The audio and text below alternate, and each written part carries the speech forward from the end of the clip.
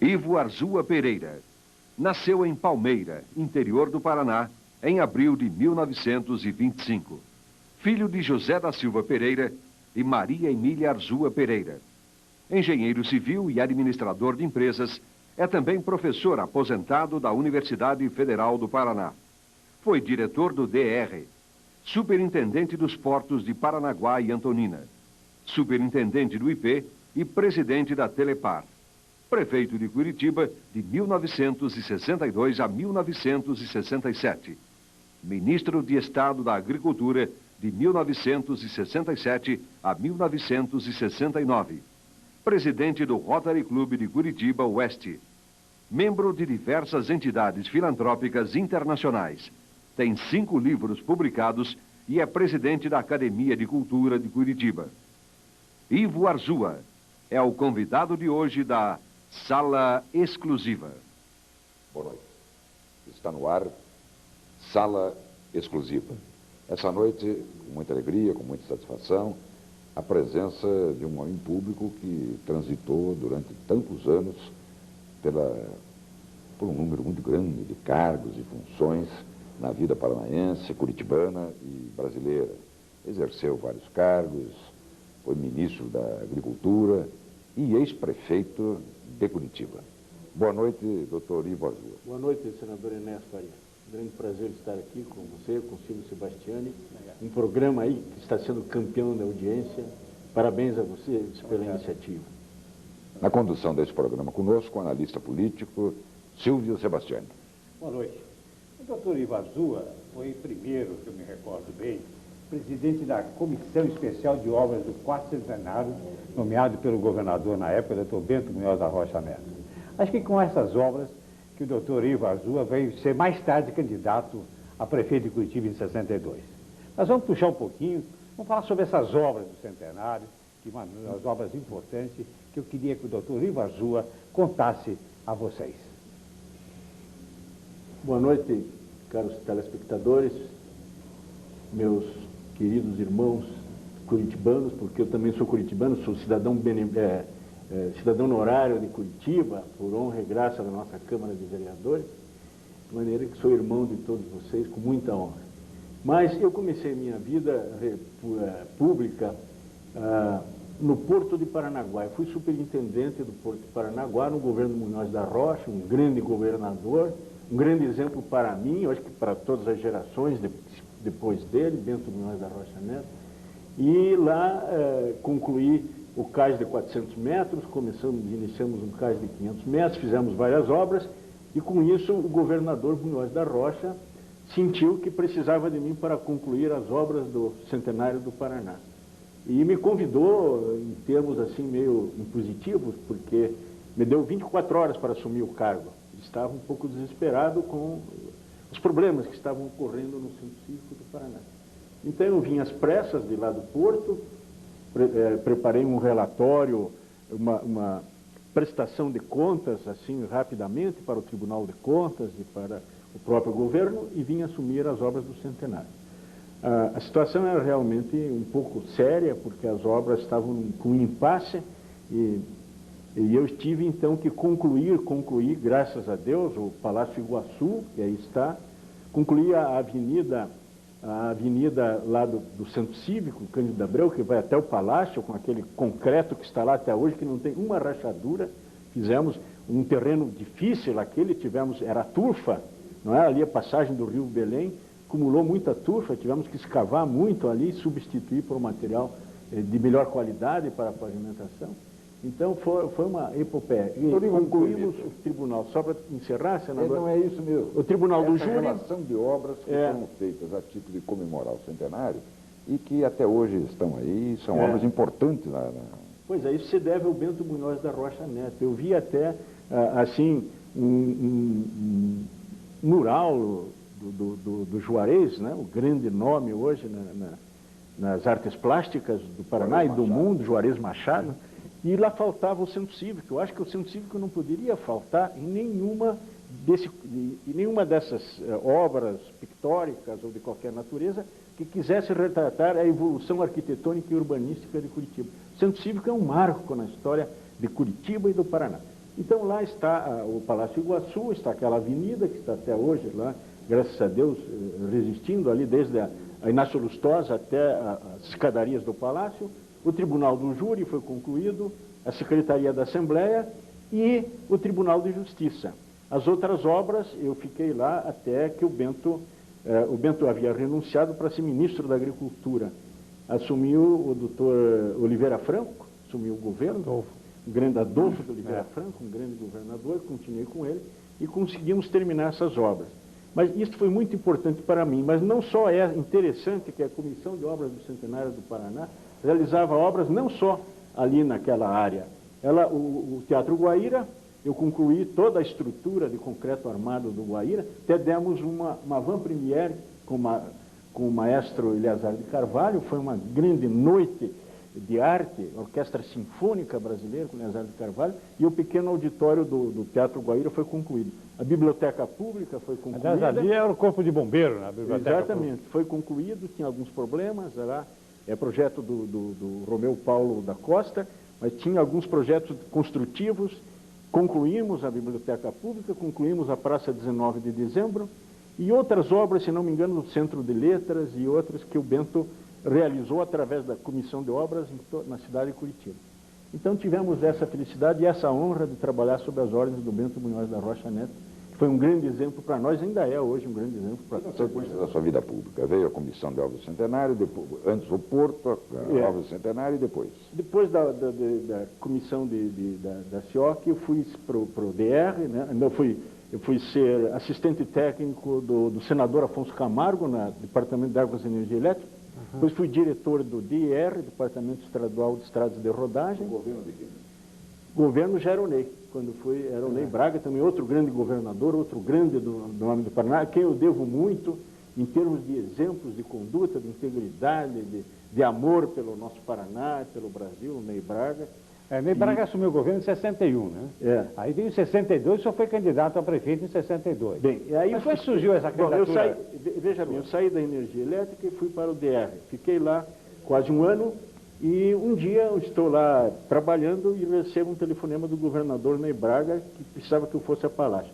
Havia já uns comentários, umas fofocas políticas na cidade, em entrelinhas, etc., de que eu iria ser candidato a prefeito. E eu senti um frio na boca do estômago, como se diz, pelo amor de Deus, pensava, Deus me tire dessa, me livre dessa.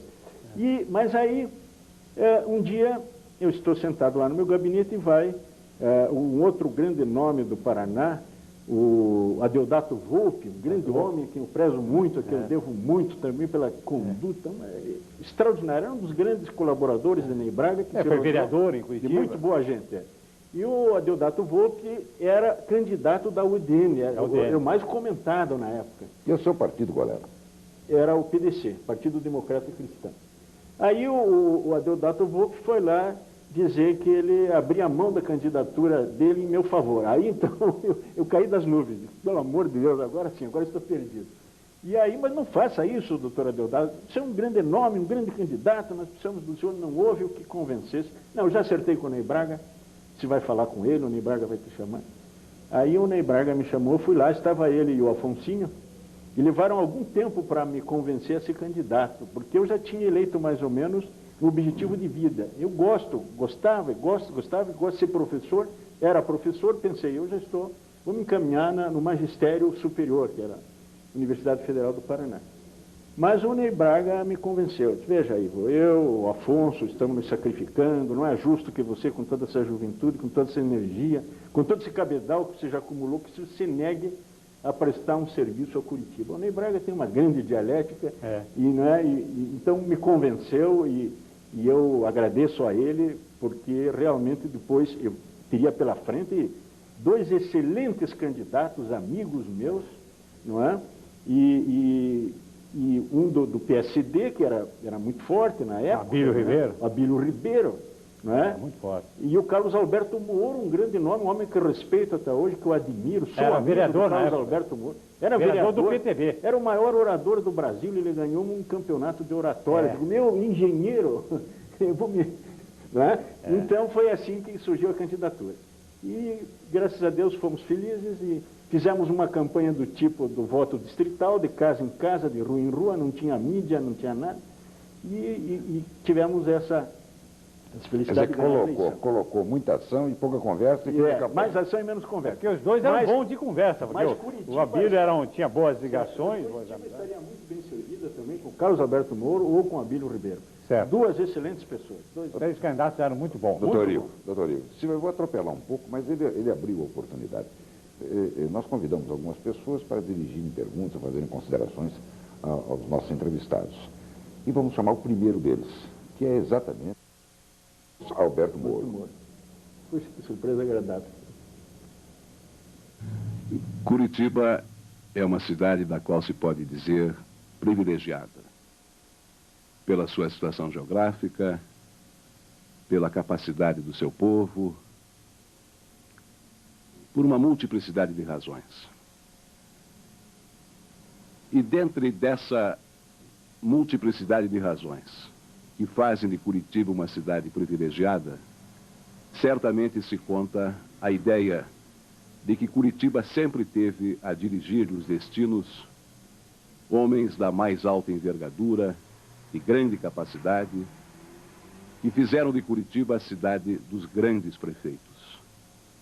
E certamente entre esses grandes prefeitos se conta o nome de Ivo Arzua Pereira. Disputamos com Ivo Arzua Pereira a prefeitura em 1962, juntamente com o saudoso Abílio Ribeiro. Eu perguntaria ao então candidato, ao ex-prefeito, que naturalmente estabeleceu metas, fixou prioridades, desenvolveu planos, se algumas das suas metas, alguns dos seus planos foram desconsiderados pelas administrações subsequentes à sua. E o que isso eventualmente lhe trouxe em termos de frustração. E perguntaria mais. Se hoje se desse novamente a condição a Ivo Arzua Pereira de gerir os destinos de Curitiba, quais seriam as suas metas e qual seria o principal desafio a ser enfrentado pelo seu tirocínio, pela sua capacidade administrativa?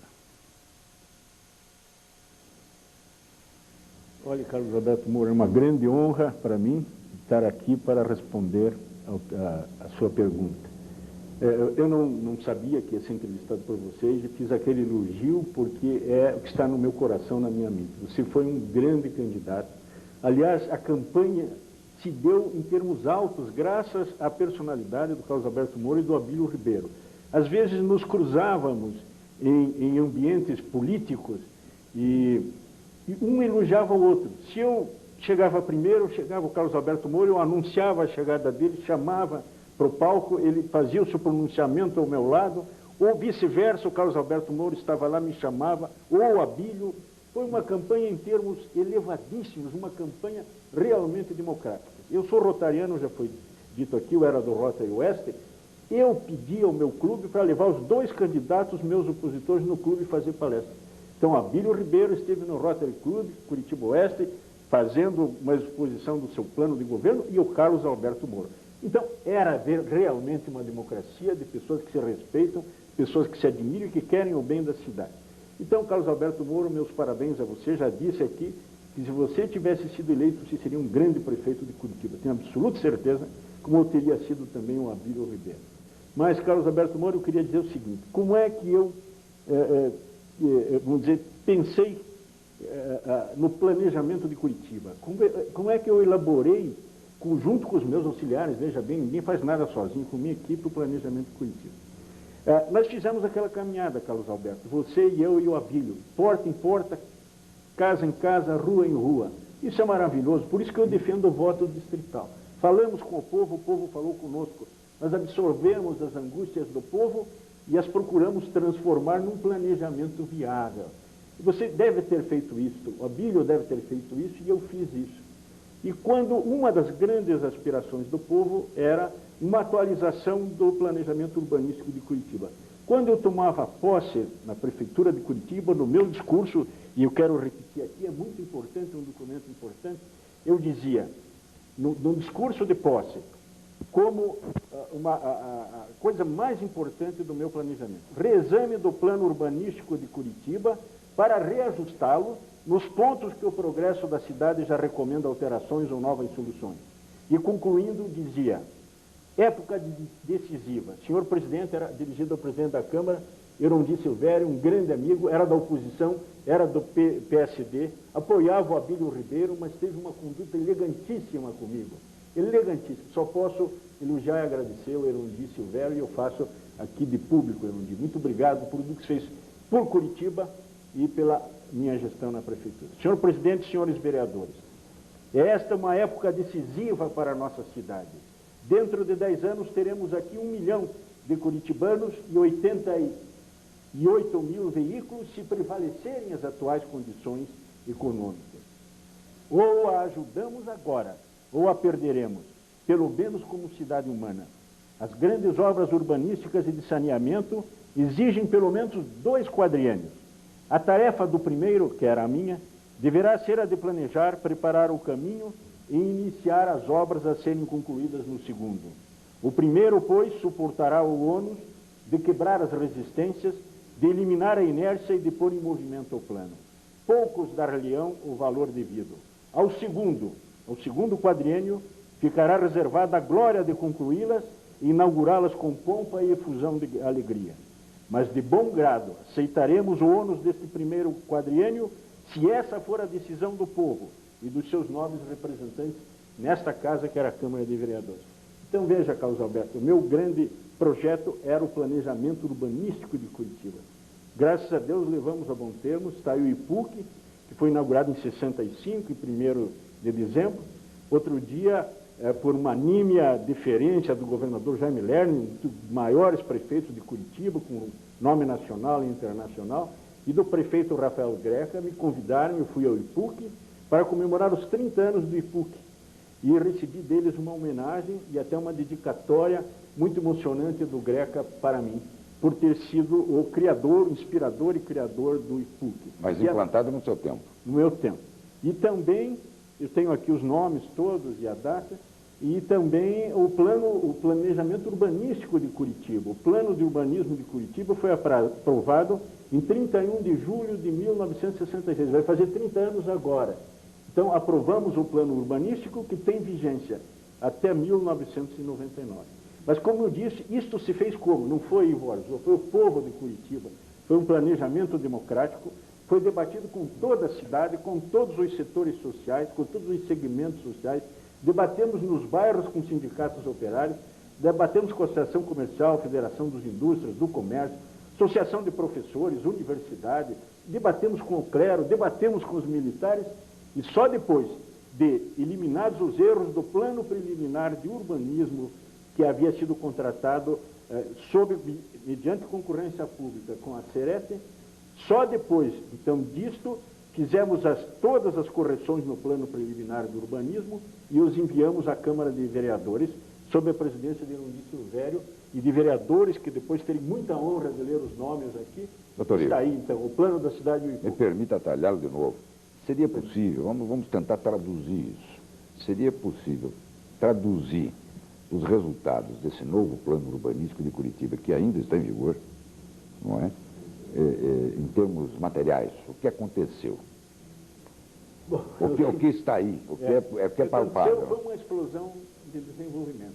Agora, acho que tudo se deve, vejam bem, então este plano de Curitiba não é meu, não é do Jaime Lerner, não é é do povo de Curitiba, porque ele ajudou a debater e a aprovar, não é dos vereadores, a cidade, um planejamento eminentemente democrático. Bom, disso resultou que se criou uma consciência, senador, uma consciência sobre a importância do planejamento urbanístico.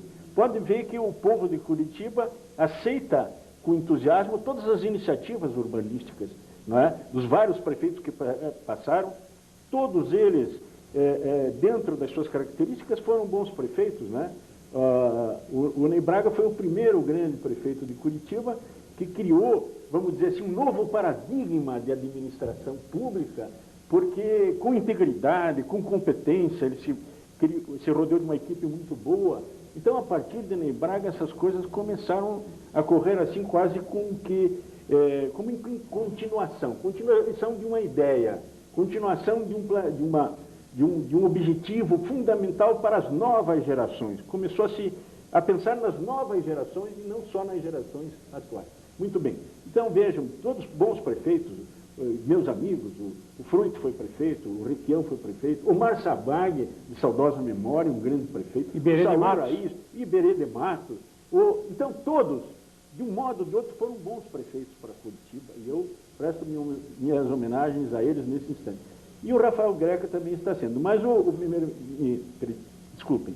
Carlos Alberto Moro me pergunta quais as consequências. Eu acho que a consequência mais importante do planejamento é que não há descontinuidade. É o grande mal dos planejamentos no Brasil até hoje. E o IPUC foi criado exatamente para dar continuidade ao planejamento. Uma vez eu falava com o Parigot de Souza, governador do estado, foi meu professor, um grande professor, e perguntei ao Parigot, ele tinha ido à França, aquelas quedas de gabinetes do parlamentarismo francês se não provocavam grandes atrasos no desenvolvimento da França. Ele disse, não, Arzua, porque lá o parlamentarismo, as grandes crises políticas se dão dentro do parlamento e não afetam a nação, como aqui ocorre. Aqui muda o ministro, muda o plano de governo. É absurdo. Essa previsão do plano diretor, doutor Ivarzua, é para quando? Para o ano 2000? 1999. Até 1999. Até 1999. Estão mantendo hoje, até hoje, esse plano. Os prefeitos que se seguiram continuaram neste planejamento, nessa execução, e este é o grande segredo de Curitiba, a continuidade de um planejamento. E o projeto metropolitano? Bom, na época também, não sei se eu falei aqui, não sei se já falei, o Luiz Armando Garcês, um grande engenheiro, foi diretor da URBS, um grande colega, um grande amigo meu, o Luiz Armando Garcês, fez o primeiro plano da área metropolitana, é isso que está da área metropolitana de Curitiba. Tanto que você vê a Coab que nós fundamos, ela une todos os municípios em torno de Curitiba. É o primeiro resultado prático desse planejamento. Campo Largo, São José dos Pinhais, os municípios do litoral aqui perto, tanto que nós fizemos casas populares em Campo Largo. Está integrado até hoje. Curitiba. Fizemos casas populares em Paranaguá. Então, veja bem, o fruto deste planejamento metropolitano, porque nós recebemos influências desta área, não é? E também devolvemos essa influência a esses municípios. Então, é muito importante o planejamento metropolitano, da área metropolitana, e adjacentes, como é o caso de Paranaguá, que não é metropolitana, mas é pela proximidade. Mas foi atingido. Foi atingido. A sua passagem na prefeitura de Curitiba foi muito marcante, por obras, por realizações e principalmente por fincar as estacas de planejamento e de previsões que até hoje estão aí e estão sendo úteis. Nós vamos continuar conversando sobre Curitiba, a sua passagem na prefeitura, mas por enquanto um breve intervalo e voltamos em seguida.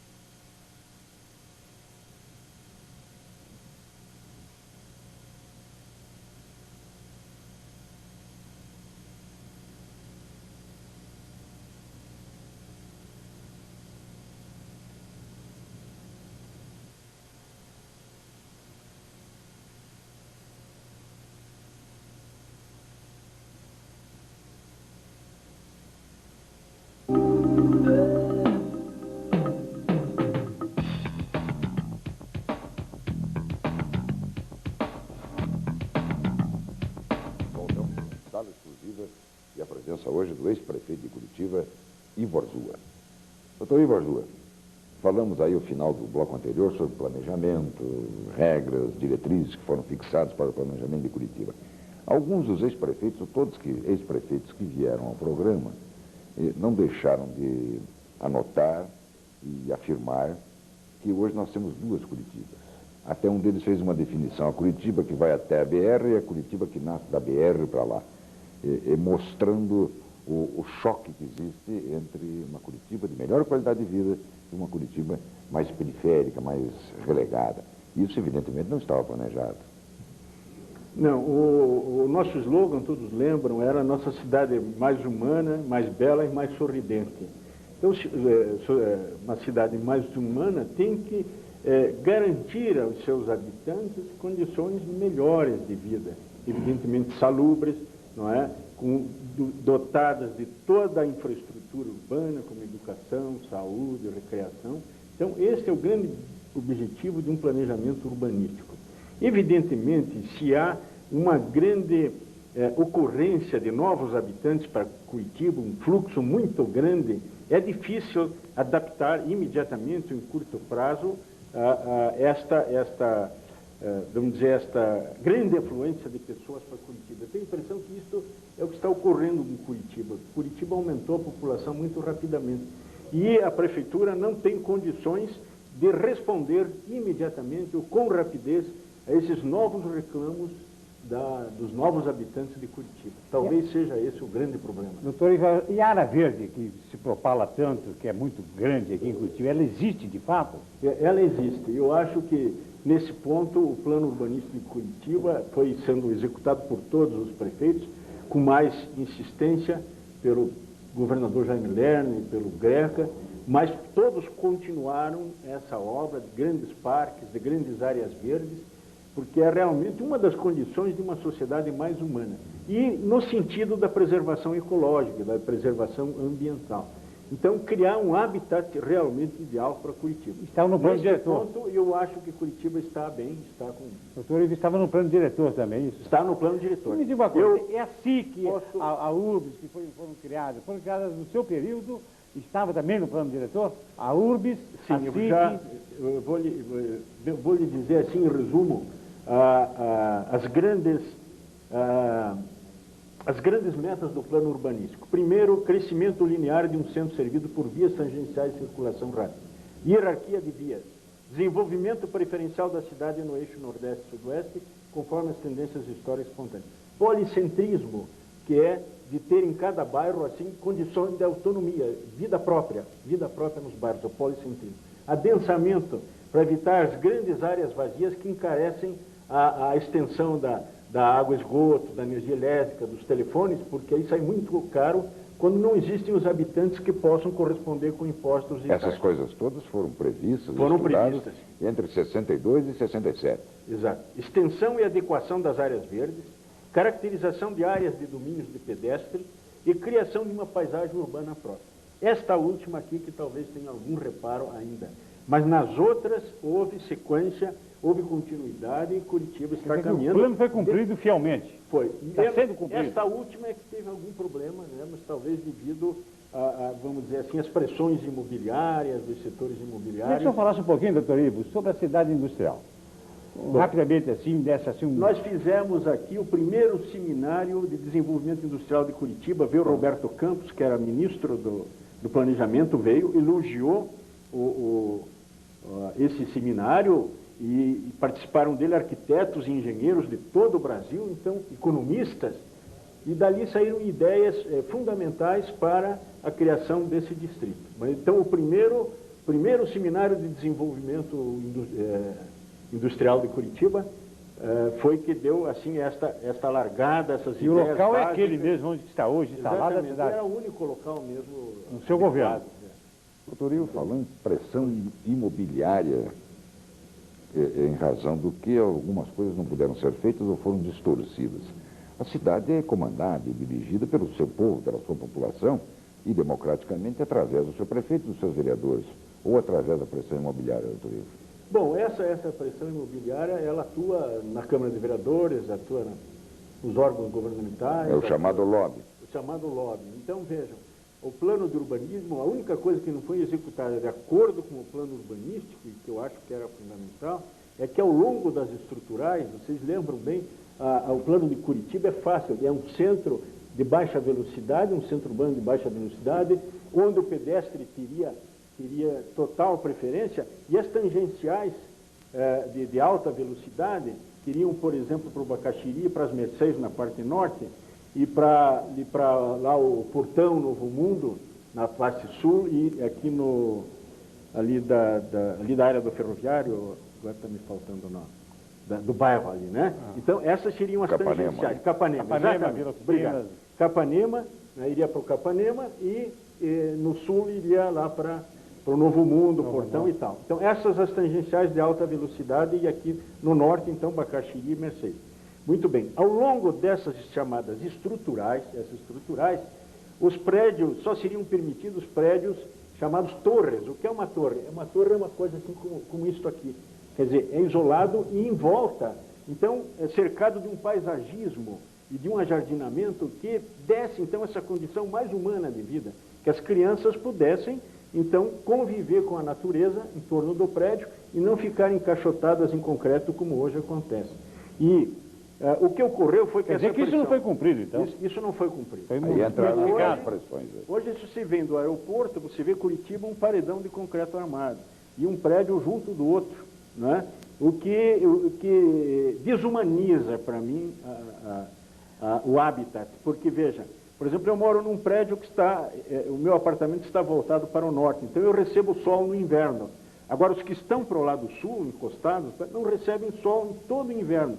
Então, são prédios úmidos e escuros durante o inverno.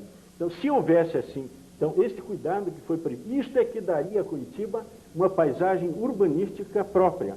Quer dizer, as estruturais, tanto a norte como a sul, servidas por torres, em vez de edifícios assim, juntos um do outro. Né? Quer dizer, a lei de zonamento que modificou isso, então? Aquela de 75, será? Eu não sei o que ocorreu e também não quero acusar ninguém. Eu acho que é uma conjuntura social. A sociedade, depois eu quero passar em suas mãos, doutor. Cabia à sociedade reagir contra isso. A sociedade não reagiu. A sociedade aceitou. Eu acho que na democracia, uma grande característica da democracia é o exercício da cidadania. É cada um de nós fazer valer, não é, os seus direitos, as suas responsabilidades, participando. Então, Sebastião, isso me deu um grande gancho. Você veja, qual é a grande característica que eu queria responder também ao Carlos Alberto Moura agora, a grande característica do planejamento urbano de Curitiba? A sua democraticidade. Foi o único plano democrático no Brasil até hoje, e talvez um dos únicos do mundo, porque o povo foi para dentro dos órgãos técnicos da prefeitura e dos seminários e dos debates e deu sua opinião. E sua opinião foi aceita e foi incluída no plano. Então, democracia não é só votar, não. Democracia é nós fazermos valer a nossa opinião no planejamento do nosso futuro e do futuro da nossa família. Aí é que se exerce, então, a verdadeira cidadania e o verdadeiro direito do cidadão democrático. Na verdade, então, não participar nas decisões. Na verdade, não estaria havendo, então, de um tempo para cá, não está havendo uma efetiva participação da sociedade, participação popular na decisão dos destinos sobre a cidade. Não está havendo. Exatamente a lei do IPU que previa isto, né? Que qualquer transformação seria feita mediante consulta popular através dos órgãos correspondentes, órgãos de classe, órgãos de, né? Então, haveria uma consulta... E na medida em que essas decisões ficam por conta, na medida que fica por conta de pessoas até credenciadas, qualificadas, técnicos, sei lá, mas enclausuradas nos seus gabinetes e não ficam sujeitos às pressões. Ficam sujeitos às pressões e as pressões acabam prevalecendo e dá, foi a sua definição de a selva de pedra. Selva de pedra. Mas, senador, eu queria só dar um exemplo americano. Posso dar um exemplo? Eu estive na América do Norte pelo Rotary e morei lá 2 anos na Califórnia. É uma beleza. Lá, realmente, o cidadão exerce seu direito democrático. Ele interfere nas decisões governamentais. Como? Toda semana o prefeito convoca uma reunião na prefeitura, publica o edital dos assuntos que vão ser debatidos. E os interessados vão para dentro, lá isso é um City Hall, é a Câmara de Vereadores, City Hall. Tem o City Mayor, que é o prefeito da cidade, o prefeito político, e tem o City Manager, que é o prefeito administrador, ou prefeito gerente. Tem dois tipos de prefeito. O prefeito gerente só executa o plano, e o outro, o prefeito político, só faz política. Eu acho que está certo isso, essa dicotomia, né? Muito bem. Então o povo vai para lá e o povo é ouvido nas decisões. O prefeito, o City Mayor, com os vereadores ao lado dele, lá são poucos vereadores, né? E todos gratuitamente. Né? o prefeito ouve a opinião dos munícipes, não é?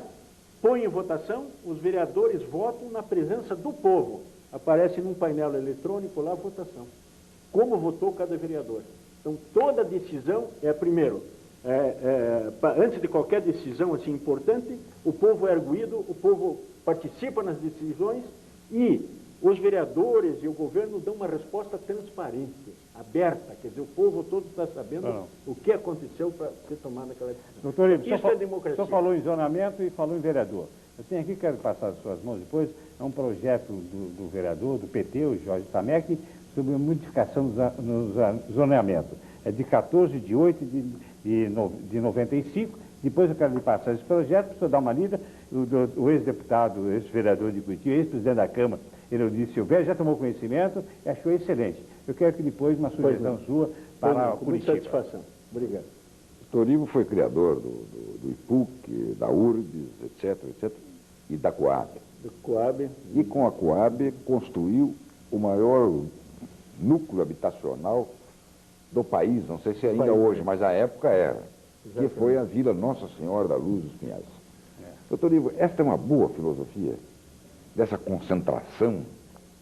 Olha, foi bom você me dar, obrigado, eu agradeço a você, porque eu queria prestar uma homenagem a outro grande brasileiro que me ajudou nessa realização desta grande obra, que foi a Vila Nossa Senhora da Luz dos Pinhais. Está aqui o Marechal Castelo Branco, junto conosco, inaugurando a vila.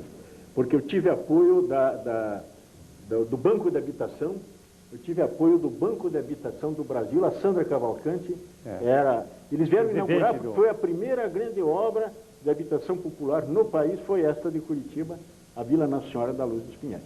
Então, veja, senador, ela foi, como tudo mais, foi concebido democraticamente.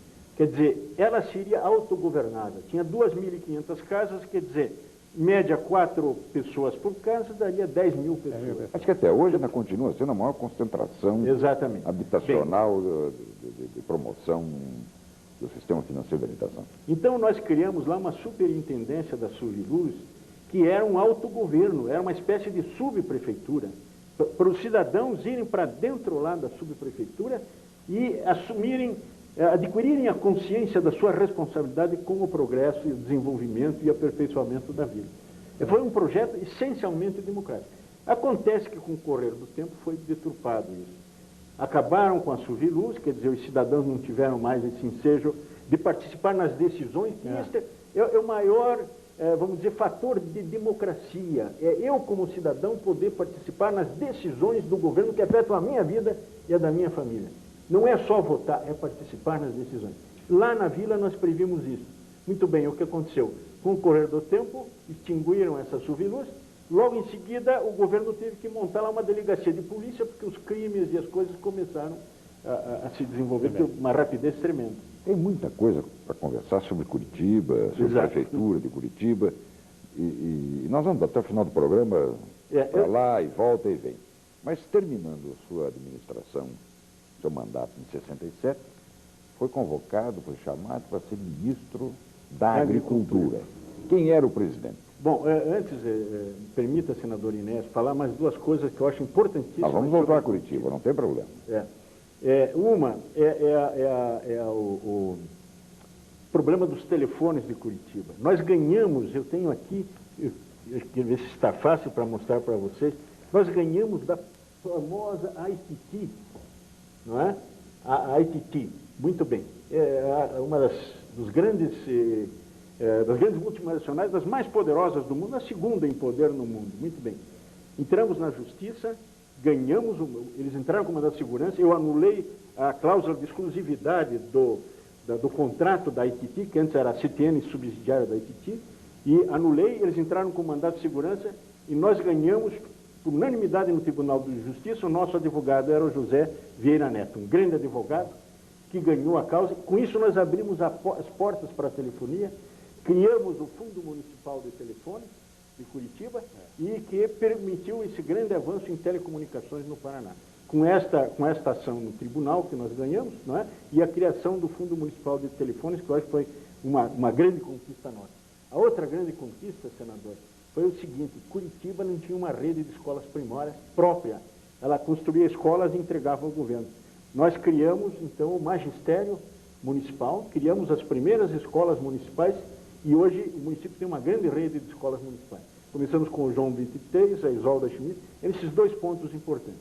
Mas voltando então ao Ministério, à sua pergunta, o presidente Costa Silva, era o presidente Costa Silva, esteve em Curitiba, viu a Revolução Urbana, não sei se vocês lembram, bom, os mais velhos sim, havia uma revolução no centro da cidade, a renovação urbana de Curitiba, nós fizemos a Marechal Deodoro, a Cruz Machado alargamos e abrimos. O que o senhor fez na Marechal Deodoro? Só largou? Reconstruímos inteiramente, roubamos as casas todas. Houve uma reação tremenda da comunidade, vocês lembram? É Ele até verdade. ameaçado de morte várias vezes. É verdade. Não é? Um alargamento, E na Rua 15 passava também? um carro só, Rua 15, um trecho da Rua 15, Marechal Floriano um trecho também? Marechal Floriano entre as duas praças, a Cruz Machado e a Tobias de Macedo. Então foi uma revolução urbana, foi a renovação do centro urbano de Curitiba. Ninguém podia passar na rua naquela época. Tinha aquelas suas placas. Mas nós dizíamos assim, perdão, né? É. Perdão pela poeira, pela lama e pela... Estamos trabalhando. Estamos trabalhando. Bem, mas só para vocês verem, sentirem como nós agimos com modéstia e com humildade na nossa função, não de prefeito, de servidor do povo de Curitiba. Curitiba fez 300 anos. As grandes homenagens a Curitiba foram na Marechal Deodoro, não é? O desfile e tudo. No dia seguinte, não tinha uma linha em jornal dizendo que aquelas obras, aquela avenida havia sido feita na gestão, não é? Mas agora estão sabendo, agora estão tomando conhecimento através da sala exclusiva. Então foi a renovação do centro urbano de Curitiba, que poucos têm notícia e poucos dão valor, mas que inclusive quase exigiu o sacrifício Mas foi isso da que eu minha levou? vida. Foi isso que eu levou ao Ministério? Bom, Ou a Casas foi uma Populares. indicação Não, partidária? foi isso aí. Aí o presidente esteve em Curitiba, viu, chamou-me lá no hotel, era Iguaçu, antes de hoje, hotel, ali em frente à Biblioteca Bourbon, Hotel Bourbon, era o Iguaçu. Me chamou lá, estava impressionado com as obras, com o planejamento, eu mostrei, pediu que eu mostrasse, eu mostrei, e ele depois chamou-me ao Rio e me convidou. 2 vezes eu neguei. Na terceira vez ele me disse, Ivo, ele não me chama de Ivo, doutor Arzua, ele falou assim, se o senhor não aceitar, o Paraná não vai ter ministro. Só nessas condições que eu aceitei, porque eu não sou agrônomo, não tenho fazendas, nunca trabalhei em fazendas, né? Mas voltando, depois de ter aceito para beneficiar o Paraná, para que o Paraná tivesse um ministro, eu fiquei 15 dias fechado aqui na Escola de Agronomia e Veterinária, o doutor Astolfo Marés de Souza era o diretor, fiquei aprendendo agronomia e agricultura e depois comecei a voar pelo Paraná, São Paulo, Santa Catarina e outros estados, a conversar com núcleos de trabalhadores e de grandes fazendeiros. E com isso eu fiz o plano, assim, vamos dizer assim, as bases da Carta de Brasília, que depois foi aprovada 2 anos depois. Embora isso tivesse ocorrido entre 67 e... Quando é que 69. 67, 69, as pessoas não esqueceram sua passagem pela agricultura, e nós temos muito que conversar sobre isso, né? O problema agrícola do Brasil, vamos conversar um pouco sobre isso também. Mas as pessoas não esqueceram. E nós fomos buscar, entre os nossos convidados que vão vir dirigir perguntas, o presidente da OCEPAR, Organização das Cooperativas do Estado do Paraná, João Paulo Kozlowski, vai lhe dirigir uma pergunta. Ministro Ivo Arzua, o senhor que já teve uma experiência na agricultura como ministro, poderia nos dizer como o senhor vê a questão de uma maior estabilidade na agricultura, no sentido dela contribuir mais significativamente para a geração de novos empregos e gerar excedentes exportáveis, uma vez que nós estamos há vários anos produzindo cerca de 80 milhões de toneladas. A agricultura tem condições e pode responder rapidamente, que é um setor que responde rapidamente com estímulos governamentais. O senhor não acha que se nós investíssemos maciçamente na agricultura, nós poderíamos reverter essa situação crítica que nós vivemos hoje na economia brasileira?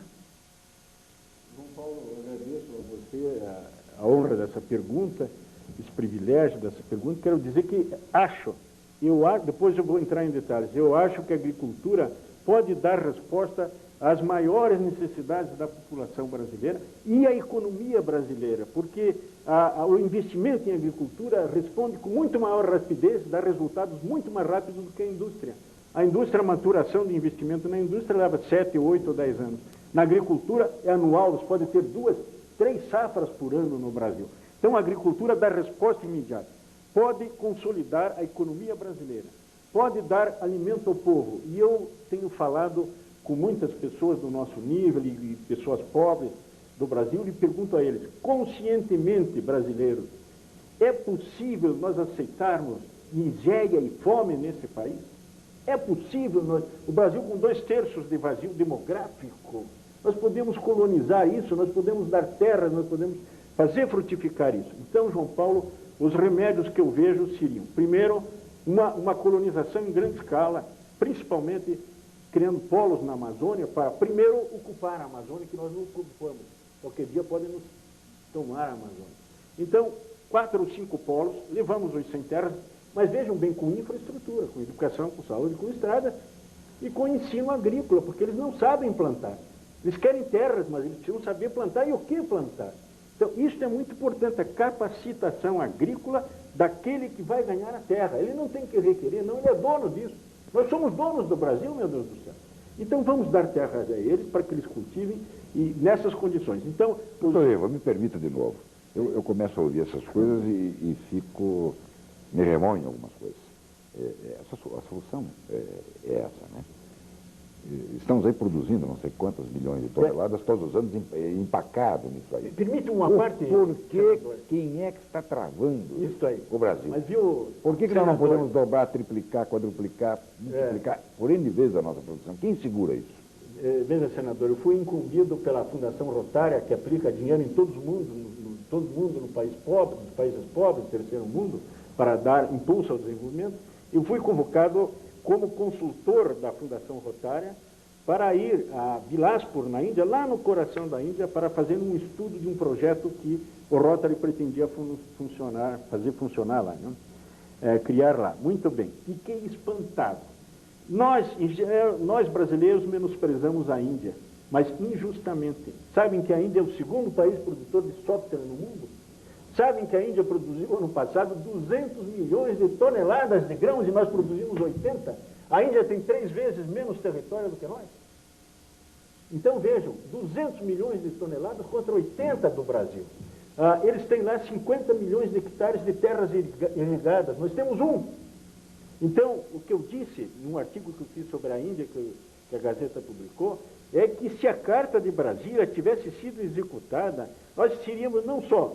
estaríamos no primeiro mundo, nosso povo não teria miséria nem fome, não é? E não havia esse problema dos sem terras que... Rapidamente, doutor Ivo, mas o que é a Carta de Brasília? Deixa eu explicar o que é, rapidamente. Então, só queria dizer o mecanismo que ele falou. Primeiro, eu acho, João Paulo, o parity ratio. O que é o parity ratio? É fazer com que os preços agrícolas acompanhem os preços industriais.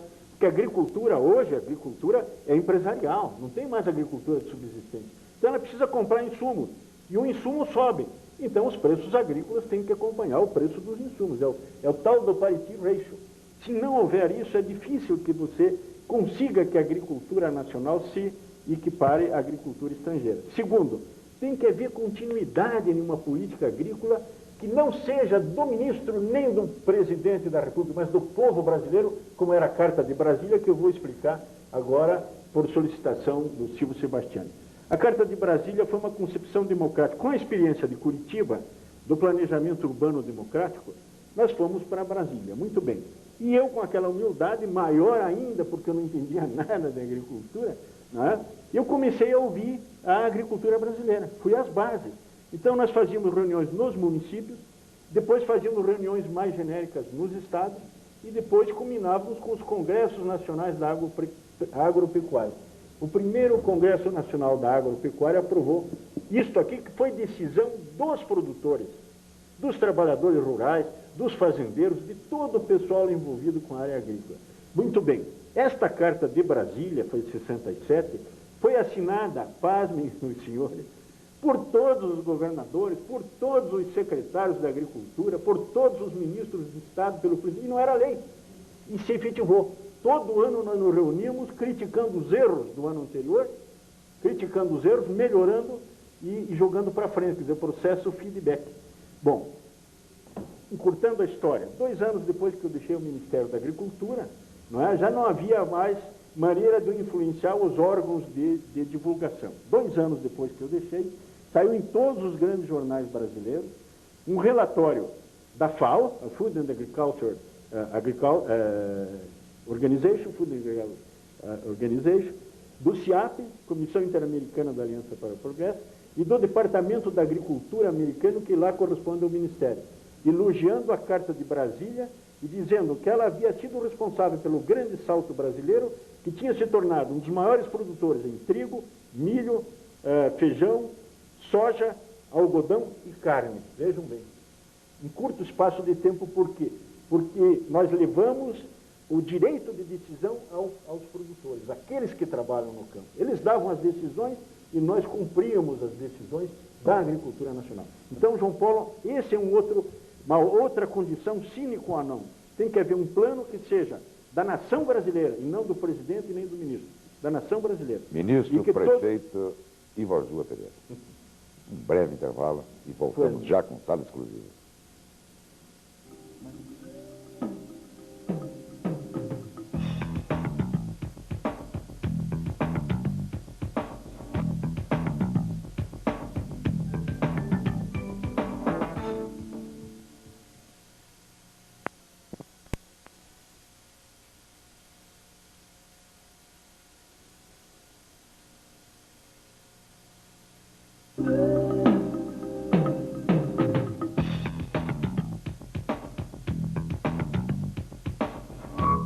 Voltamos com sala exclusiva e a presença do ex-prefeito Ivo Arzua Pereira.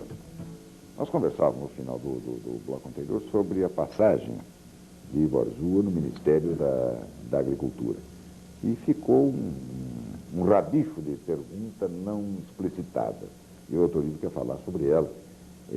A agricultura brasileira é um pangaré preguiçoso ou é um porto que está sendo freado? Quem mantém essa rédea na mão? Naturalmente deve ser os grandes interesses internacionais. Vocês lembram que, anos atrás, o presidente Bush, o Mitterrand, Gorbachev declararam a Amazônia área de soberania limitada. Vejam bem, o primeiro grande passo para nós perdermos a Amazônia.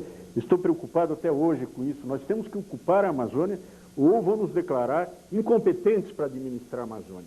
Então, este território imenso do Brasil está aí para ser usado em favor do povo através da agricultura. Por que não é feito isso?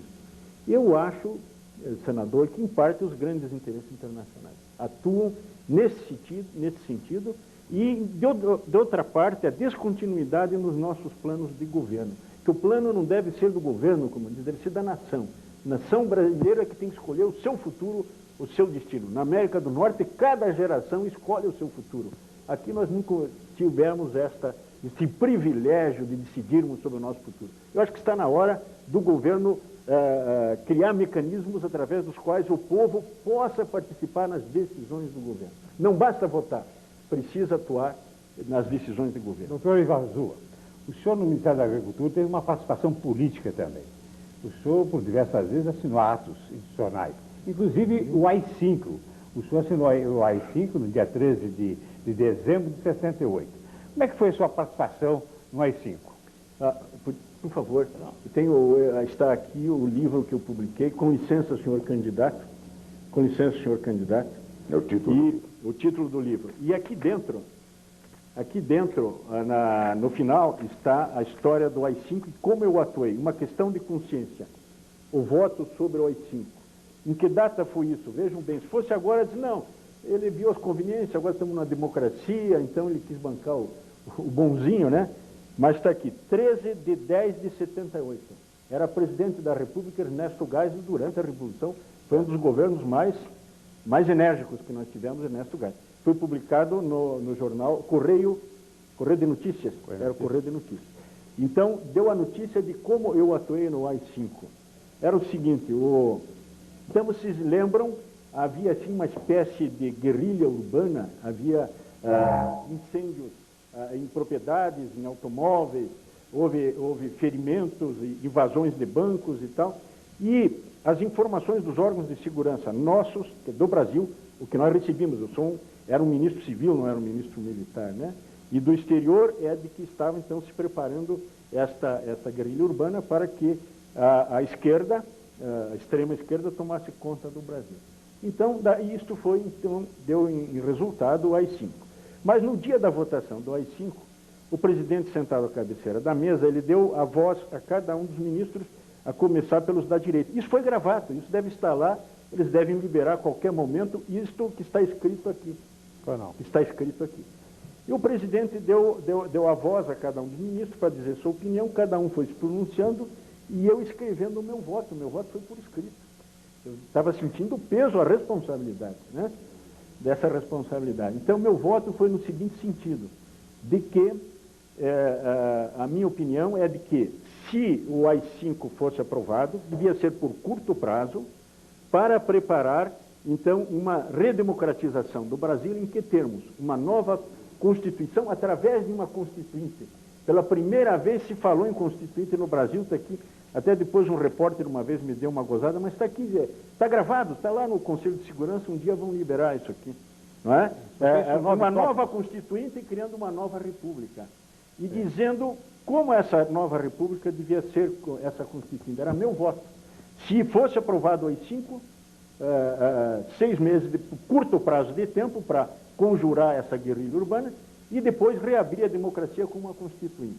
Bom, e essa Constituição como seria votada pela essa Constituinte? Uma Constituição essencialmente filosófica e doutrinária, não casuística como essa que está aí e outras que nós temos, que mandam construir monumentos não sei aonde, que o imposto, que os juros não pode passar de 12%. Quer dizer, um absurdo que tem a nossa Constituição. Os casuísmos nas Constituições transformam ela em coisas perecíveis a curto prazo. São perecíveis a curto prazo. Então, a Constituição, ela tem que ser doutrinária, filosófica e o restante, o conjuntural, através de leis complementares da Constituição. Organização do Poder Judiciário, organização das Forças Armadas, etc., funcionalismo, porque essas leis podem ser... Só quero fazer um registro, doutor Ivo, quero fazer só um registro. O AI-5 era o ato institucional número 5, foi baixado dia 13 de dezembro de 68. Era um ato que dava poder ao governo de fechar congresso, de caçar, de invadir a residência. É um amplo poder. Esse é o ato 5, é para ficar registrado aqui na história para o futuro. Então, o meu voto foi esse. Está aqui no livro, foi publicado durante o governo militar, não é? E muita gente que hoje se diz democrata não enfrentava o poder militar como eu enfrentava. Eu defendi o coronel Tarcísio em Ponta Grossa, quando ele foi submetido a julgamento, porque ele fez aquele pronunciamento. Tarcísio Meira. Tarcísio. Ele conheceu muito ele. Meu tio advogado então, dele. Eu inclusive, consegui dar um encontro dele com Paulo Brossard, aqui no aeroporto, aqui Afonso Pena. Eu fui defendê-lo espontaneamente. Os jornais publicaram, inclusive. E o René Dotti, que era o advogado dele, disse: ministro, o senhor está se expondo, não faz mal, eu quero lutar a favor da verdade, eu sempre lutei a favor da verdade. Fui defender o coronel Tarcísio e ele foi absolvido. Depois, quando... Pernambuco. Só outro aspecto, senador, que é muito importante para mim, para mostrar a minha formação democrática. Quando houve aquele movimento da renovação democrática brasileira, o primeiro com o Tancredo Neves, com Ulisses de Guimarães, com o senador, como é que ele? Bom, eles vieram ao Paraná, eu estava lá com eles. Muitos do que depois se disseram democráticos não estavam. O governo da época, eu não vou dizer quem era o governador, ligou praça pública para que nós fizéssemos esse grande movimento da redemocratização do Brasil. Movimento Nacional de Redemocratização. Eu estava lá, junto do Tancredo, junto do Ulisses Guimarães, porque eu senti que era Vou aproveitar uma coisa, agora, por exemplo, falando no AI-5, doutor Ivo Arzua. Nessa oportunidade foi cassado um deputado do Paraná, diversos Paraná, foi cassado aqui, logo depois do AI-5, o Renato Celedônio, o Léo de Almeida Neves, do MDB, o Lázaro Sevo, o Simval Martins de Araújo, do MDB, e o Aníbal Cury também. Nós aqui entrevistamos o deputado Aníbal Cury, E ele, quando perguntei de Ivo Arzua, ele me respondeu, não quero falar nesse nome. Será que é por causa desse do ato 5? Possivelmente. Agora eu quero lhe dizer, e agradeço a você, Silvio Sebastião, essa oportunidade desse esclarecimento. Eu não tenho na minha consciência nenhuma interferência em cassações. Nenhuma. Porque o ministro civil não era ouvido nesses assuntos de segurança nacional. Ele apenas se recebia fatos consumados, porque os órgãos de segurança davam as informações. Então, não tem. Uma vez estive com o Léo da Almeida Neves, que eu admiro muito, sou amigo dele. Por que caçar o Léo da Almeida Neves? Né? Por que Aníbal Cury? Então, havia naturalmente a luta política. Eu não era candidato a nada, não fui candidato a nada. Né? Então, esses opositores políticos deles provavelmente envenenaram, não é, os órgãos da República contra esses políticos paranaenses. Mas eu tenho minha consciência tranquila. O general Ítalo Conte testemunha, ele conversou com o general ministro Jarbas Passarinho. Jarbas Passarinho confirmou isso. Confirmou a mim. Que eu não tive interferência nenhuma em cassações, eu vivia no interior do Brasil. Ministro da Agricultura tem que estar no interior. Eu dei várias voltas à terra, emendando todas as minhas viagens, dei várias voltas à terra, visitando o Brasil, a agricultura brasileira. Eu quero só afirmar que o general Ítalo Conte, que é cunhado do deputado Aníbal Cury, ele me informou que ele esteve conversando com o general Jarbas Passarinho e que ele disse que o senhor não teve nada com o assunto. Não tenho nenhuma cassação na minha consciência. Assinou o ato que era devido assinar o ato. Quero, na oportunidade, agradecer a elegância do deputado Aníbal Cury, que foi democraticamente elegante, preferindo não falar nada sobre mim, já que ele tem uma antipatia. É um direito dele. E reconheço. Pois é, mas agradeço a essa elegância política do Aníbal Cury. Vamos lembrar outros fatos também de todas. Quem convive, conhece, priva da intimidade do Dr. Ivo Arzua, de se tratar de uma pessoa elegante, educada, fina, serena, mas também, quando quer, enérgico e o suficiente para dizer as coisas com clareza e tomar atitudes dessa natureza. É um fato que percorre aí o mitológico da vida paranaense brasileira, e o senhor nos confirma ou não. Ministro da Agricultura, no governo revolucionário, foi visitado por um embaixador de um país poderoso, e educadamente abriu a porta e pediu ao embaixador que se retirasse. Realmente aconteceu mais ou menos isso. Ele veio com um contrato ponto para ser assinado, emprestando milhões de dólares ao Brasil. Qualquer outro ministro desavisado assinaria com orgulho, no dia seguinte haveria manchetes nos jornais. Ministério tal conseguiu tantos milhões de dólares para o Brasil. Mas eu não assino nada em cruz, né, no escuro. Então, eu não conhecia o contrato que estava sendo submetido.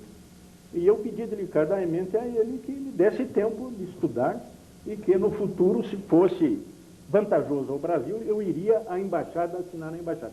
Nunca mais precisei ir lá porque o contrato era lesivo ao Brasil. O dinheiro entrava, mas para beneficiar grandes corporações daquele país dentro do Brasil. Silvio, vamos trazer mais uma pergunta de um convidado para o nosso entrevistado dessa noite. O jornalista Luiz Geraldo Maza.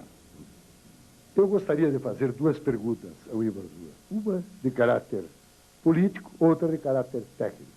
A de caráter político. Em 1962, Ivo enfrentou uma eleição aqui com o slogan mais ação e menos conversa. Exatamente porque ele era uma pessoa retraída, não era um orador, mas era um homem de ação, já havia demonstrado. E enfrentava um dos maiores oradores, até hoje, do Paraná, o Carlos Roberto Muro, que era do PTB, o espantalho partidário da época. E isso aí parece que se repete um pouco nessa eleição agora. Embora tenha sido modificado o quadro, o cenário, a campanha eleitoral, nós vamos ter aí um candidato da área oficial, que é uma pessoa que mais técnico e que fala mais para dentro, não é dado ao discurso parlamentar, ao discurso político. Gostaria de ver a avaliação que ele faz desse episódio dele com a situação de hoje no Paraná.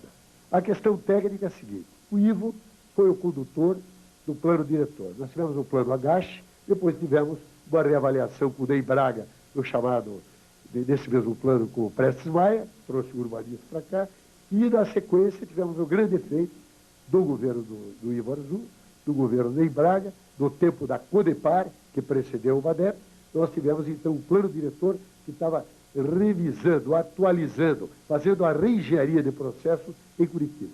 Eu gostaria de saber como o Ivo Arzua vê hoje a cidade diante daquele plano que foi feito. Que, aliás, já nos seus primeiros enunciados, dizia o seguinte, que a BR-116 não podia ser transbordada, quando naquele momento já tinha sido transbordada. Gostaria também de uma apreciação sobre esse assunto. Obrigado, Luiz Geraldo Maza. Eu fico muito honrado de ser sabatinado por você. Eu tenho uma grande dívida com você, talvez você não se lembre disso, mas essa dívida é impagável, inapagável. Eu não conseguirei pagar o que eu devo a você, aquele artigo que você publicou em minha defesa. Nós não éramos íntimos, nós não éramos de mesma ideologia, e você publicou um artigo primoroso, se não me engano, no esgoto de uma campanha, um volante no esgoto de uma campanha. Então, te devo isso, sou muito grato a você, te admiro muito, Luiz Geraldo Maza, e essa oportunidade de te responder. Bem, politicamente eu acho o seguinte, eu sempre digo que planejamento não é apanágio de nenhuma profissão. Basta que o líder saiba se reunir, saiba se rodear de excelentes colaboradores. Então, a equipe do administrador é que é importante. Se ele souber escolher uma boa equipe, uma equipe íntegra, uma equipe competente, ele não precisa saber tudo, ele não precisa disso. Agora, se ele for técnico e tiver essas qualidades, melhor ainda. Mas se for técnico e não tiver essas qualidades, não adianta nada. Agora, uma outra profissão qualquer, um empresário, um advogado, um médico, que souber se rodear de uma boa equipe, pode ser um grande administrador para uma cidade e para um país. Então, o que eu quero, então, para finalizar, o planejamento e execução não é apanágio de nenhuma profissão. Basta que a pessoa tenha estes dons de saber escolher sua equipe. Então, este vai ser um grande prefeito. Seja ele de que profissão for, seja político, não seja político, ele será um grande gestor, um grande administrador. E na outra parte, sobre o planejamento de Curitiba, eu gostaria de dizer o seguinte, que realmente o plano, eu tive a felicidade de ver que todos os prefeitos que se seguiram, continuaram o plano, né? Falei em vários, não me lembro de ter falado no Saúl Raiz, não sei. Saúl Raiz foi um grande prefeito também, fez aqui aquela estrada lá da Avenida das Torres, né? Todos esses prefeitos, de um modo ou de outro, colaboraram, né? Houve alguns que deram mais ênfase ao plano da cidade, então repercutiu mais, como o Jaime Lerner, como o Rafael Greca, etc. Né? Mas todos, de uma maneira ou outra, colaboraram. Muito bem. Então, o que eu vejo para o planejamento de Curitiba é o seguinte, que manter aquela característica democrática com que ele foi aprovado. O povo ser ouvido nas grandes decisões, nas grandes modificações para o futuro. Você lembrou bem, Luiz Maza, e eu vou aproveitar esse gancho, nós estamos no fim de um século, início de outro, início do terceiro milênio. Vamos preparar Curitiba, vamos preparar o Paraná para esta grande decolagem rumo ao terceiro milênio, ao 21º século. E esta preparação exige que o povo seja novamente ouvido, como ouvido foi quando foi aprovado o plano diretor de urbanismo de Curitiba. E, nesse sentido, eu acho que todos os erros serão eliminados e nós teremos, assim, uma nova etapa, uma nova orientação para a nossa cidade, que é admirada no mundo inteiro, vejam bem. Por quê? Porque teve um planejamento contínuo, não houve solução de continuidade no planejamento. Mas houve algumas falhas que podem ser corrigidas. Obrigado, Geraldo Maza. Um grande abraço. Doutor Livre, nós estamos chegando já quase ao final do nosso tempo. Nós vamos lhe propor. Vamos perguntar concisamente e buscar respostas também rápidas e concisas para poder ganhar esse tempo que nos falta. Vamos lá. Prefeito Rafael Greca. O que acha dele? Um grande prefeito. O grande prefeito está seguindo o plano, está... o que talvez tenha faltado, como eu disse, é uma auscultação da opinião pública. Tem que ouvir o povo, tem que, nas grandes decisões, porque, você sabe, como me disseram vários ministros de economia na Europa, vocês são pobres não é só porque vocês têm pouco recurso, é porque vocês gastam muito mal ou pouco o que vocês têm. Então, nós temos o direito, nós contribuintes, de decidir onde aplicar o dinheiro que nós damos para a Prefeitura e para o Estado. Então, isto que eu acho que talvez tenha faltado em administrações anteriores. Mas é um grande prefeito, o Rafael Greca. Passado já algum tempo, já estamos no período passado algum tempo da redemocratização, já estamos numa outra fase. Como o senhor avalia hoje o governo revolucionário que o Brasil teve? Olha, eu quero dizer o seguinte, que eu conheci homens extraordinários das Forças Armadas, excelentes homens, viu? Como patriotas, como, assim, sonhadores por um Brasil mais forte, um Brasil realmente desenvolvido, um Brasil que dê ao seu povo condições melhores de vida, de bem-estar. Extraordinários homens das Forças Armadas. Eles cumpriram um papel muito importante no Brasil, porque houve um desenvolvimento econômico e a infraestrutura, vejam, energia elétrica, transporte, telecomunicações, etc. Bem, para ser curto, né? Agora, na parte política houve falhas. Eles sabiam da minha opinião e respeitavam a minha opinião. Eu achava que o poder militar não devia julgar ninguém, devia submeter ao judiciário. O poder judiciário seria o poder competente para receber quaisquer denúncias e julgá-las. Era essa a minha opinião, eles sabiam. Eu tenho grandes amigos militares, os respeito, os admiro, eles cumpriram um grande papel no desenvolvimento brasileiro. Agora, na parte política, talvez tenha havido influências, que a gente não sabe quais, que levaram a este, que eu acho que foi um equívoco muito grande. O poder militar julgar, vamos dizer, fatos e acontecimentos que caberiam ao judiciário. Talvez essa foi essa. Ex-ministro da Agricultura, atual senador, José Eduardo Andrade Vieira. Como Olha, ministro? Eu acho que, vejam bem, nós temos que julgar. Uma vez me disseram assim que o Roosevelt e o Churchill fizeram mal em se unir ao Stalin, mas era a conjuntura mundial. Eles fortaleceram o comunismo, fortaleceram e depois tiveram que lutar contra o comunismo. Que eles erraram, mas tem que ver a conjuntura. Eles se uniram ao Stalin para poder vencer o nazismo, não é? Se uniram a uma ditadura para vencer outra. Era uma conjuntura, nós não podemos julgá-lo sem sentir as condições em que ocorreram isso. É o caso do José Eduardo Andrade Vieira. Nós temos que julgá-lo dentro de um contexto governamental. Talvez nenhum outro ministro no lugar dele pudesse fazer melhor do que ele. Como o Adib Jatene, que eu cito, da saúde, é um grande homem. Olha, eu admiro o Adib Jatene, sou amicíssimo dele, um dos maiores médicos do Brasil, honra a medicina brasileira, sem dúvida nenhuma, e está lá tolhido no Ministério da Saúde. Nossos hospitais estão aí à beira da falência, à beira da insolvência, doentes morrendo, sem assistência, e o Adib Jatene é um ministro, é o melhor homem que se podia imaginar para ser ministro da Saúde, mas está tolhido, como o Zé Eduardo deve ter ficado tolhido. Então, este naturalmente é o enfoque que eu faço. Talvez ele não tenha tido condições de um melhor desempenho em virtude da conjuntura. Uma avaliação, então, do governo Fernando Henrique Cardoso. Olha, eu votei no Fernando Henrique Cardoso, trabalhei para ele, estou orgulhoso do governo dele por um fato, o real. Eu tenho falado com o povo, eu viajo muito, falo com o povo, falo com motoristas de praça, que dão uma média de opinião pública, porque ouvem empresários, ouvem políticos, e eles dizem, a voz é unânime, agora nós estamos comendo. Vê que maravilha!